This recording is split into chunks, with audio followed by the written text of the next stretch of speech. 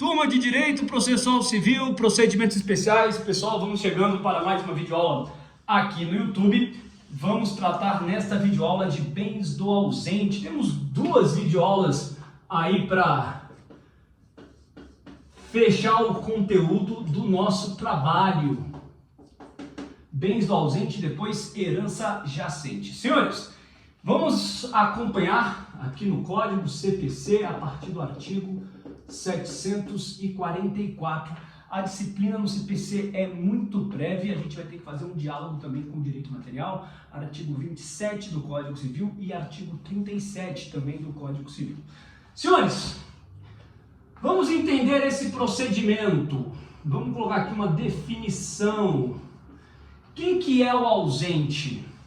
O ausente é exatamente aquela pessoa que desaparece, aquela coisa, o cara foi sair para comprar um maço de cigarro e não voltou. Esse é o ausente. Ou seja, aquele que desaparece ou aquele que não se sabe o seu paradeiro, se desconhece o seu paradeiro, muito embora ele tenha deixado procuração para alguém. Só que os poderes de gestão, eles não são suficientes.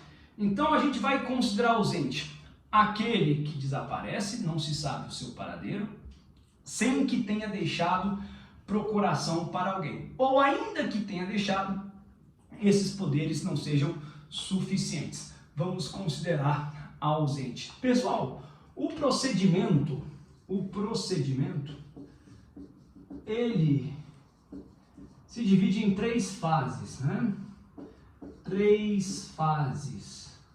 Primeiro, eu tenho aqui a arrecadação dos bens. Arrecadação dos bens.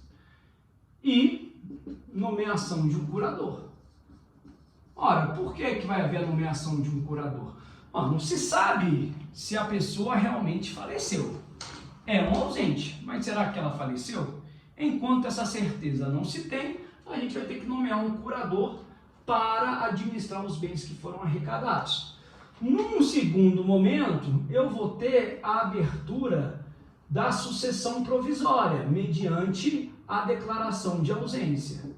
Então, eu tenho a declaração de ausência, mais sucessão provisória. E por último, eu vou ter a sucessão definitiva. A sucessão definitiva. Pessoal, vamos lá. Quem é que pode ser curador? A gente pode colocar aqui, quem é que pode ser curador?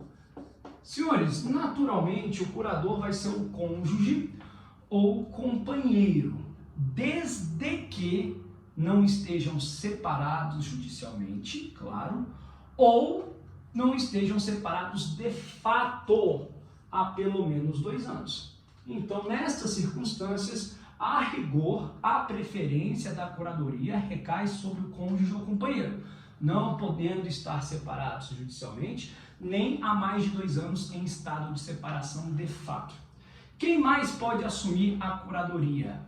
Os ascendentes. Mas quando se fala em ascendentes, aqui a gente tem que colocar um limitador. Apenas os pais. Na ausência dos pais, esse direito ele não alcança os avós, apenas os pais. Agora, na linha descendente, tanto podem ser os filhos como os netos. Na linha ascendente, apenas os pais. E na linha descendente, filhos e netos. Claro que os mais próximos excluem os mais remotos. Senhores, ok, com relação à curadoria, já sabemos quem pode assumir, então, este encargo. Pessoal, o curador, ele terá que responder pelos bens, pela conservação dos bens, até porque, friso, repito e insisto, não se sabe se o ausente irá retornar. Caso o ausente retorne, claro que então este procedimento ele será interrompido, porque este procedimento ele é vocacionado a exatamente romper com a sucessão provisória e sucessão definitiva. Esse procedimento é vocacionado a descambar, a alcançar a sucessão provisória e também a sucessão definitiva. Pessoal, olha só, arrecadados bens e nomeado curador, a gente agora passa aqui a publicação dos editais. Qual que é a finalidade da publicação dos editais? Esses editais serão publicados pelo período de 1 ano. Nós teremos o período de 1 ano a contar da publicação do primeiro edital. Qual que é a finalidade? Tentar achar o ausente. Tentar achar o ausente, que terá sua declaração depois desse período. Depois desse período de 1 ano é que vai haver a declaração de ausência. Com a declaração de ausência, abre-se então a sucessão provisória. Pessoal, a sucessão provisória foi aberta. Ou seja, daqui a pouco a gente passa a vislumbrar a chegada da sucessão definitiva. Mas aí o prazo é maior. Entre a sucessão provisória e a sucessão definitiva, a gente tem que esperar o prazo de 10 anos. Senhores, pode ser que esse prazo seja menor? Pode ser. Pode ser que esse prazo seja menor. Quem é que pode requerer a conversão da sucessão provisória em sucessão definitiva? Cônjuge, companheiro, herdeiros, os credores e quem tenha direito sobre os bens do ausente. Vamos lá, quem é que pode requerer a conversão da sucessão provisória em sucessão definitiva? Cônjuge, companheiro, os demais herdeiros, quem tenha algum direito sobre os bens do ausente ou os seus credores. 10 anos para que a sucessão provisória se converta em sucessão definitiva. Todavia, se o ausente contar com a idade de 80 anos e há mais de 5 anos, a pelo menos 5 anos, não se sabe, não se tem notícias dele, então pode ser que a sucessão provisória já se converta em sucessão definitiva. Então vamos lá. Sucessão provisória se converte em sucessão definitiva depois de 10 anos. Depois de 10 anos em que houve a abertura da sucessão provisória. Lembrando que a sentença da sucessão provisória, ela só passa a produzir efeitos depois de 180 dias.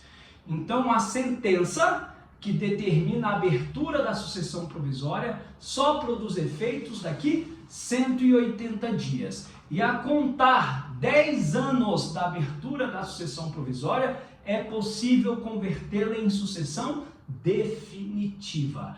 A menos que o ausente conte com 80 anos de idade e há pelo menos 5 anos não tenha notícia dele. Aí a gente reduz esse prazo. Perfeito? Senhores, maravilha! Olha só, depois que a sucessão definitiva, portanto, se chega na sucessão definitiva, a partir da conversão da sucessão provisória em sucessão definitiva, por mais 10 anos, o ausente, caso retorne, ele ainda poderá reivindicar os bens. Mas este retorno, dentro do prazo de 10 anos, para reivindicar os bens, 10 anos a contar da sucessão definitiva. 10 anos a contar da sucessão definitiva. Ou seja, esperamos 10 anos da sucessão provisória para converter em sucessão definitiva. Depois de convertida em sucessão definitiva, temos o prazo de mais 10 anos para que o ausente retorne. Ele retornando, ele poderá reivindicar os bens no estado em que se encontrarem. No estado em que se encontrarem.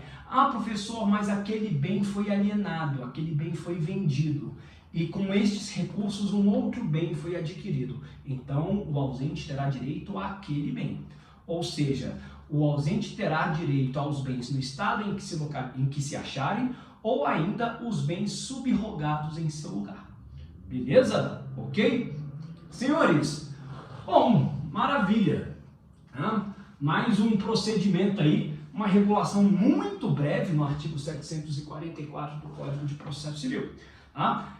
Bens do ausente, eu tenho patrimônio, eu tenho herdeiros, mas eu não tenho o autor da herança. Quando nós estudarmos herança jacente, nós teremos um cenário diverso, porque na herança jacente eu tenho o autor da herança, eu tenho os bens, mas eu não tenho os herdeiros. A gente faz esse comparativo, tá certo? Pessoal, maravilha, muito obrigado. Uma breve videoaula, tá? E a gente tem chance aí de se falar. Eu vou introduzir essa matéria com vocês no Google Meet, tá? Vai ficar legal. Pessoal, até mais, obrigado, até a próxima.